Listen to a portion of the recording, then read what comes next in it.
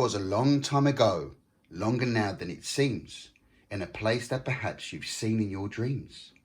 For the story that you are about to be told took place in a holiday world of old. Now you've probably wondered where holidays come from. If you haven't, I'd say it's time you begun. As far back as I can remember, I always wanted to be a gangster. To me, being a gangster was better than being the President of the United States. Even before I first wandered into the cab stand for an after-school job, I knew I wanted to be part of them. It was there I belonged. To me, it meant being somebody in a neighbourhood full of nobodies. Well, in Amsterdam you can buy a beer in a movie theatre, and I don't mean a paper cup either.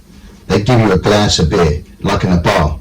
In Paris, you can buy a beer in McDonald's. Also, you know what they call a quarter pounder of cheese in Paris? They don't call it a quarter pounder of cheese? No, they haven't got the metric system over there. They wouldn't know what the fuck a quarter pounder is. So what do they call it? A royale with cheese.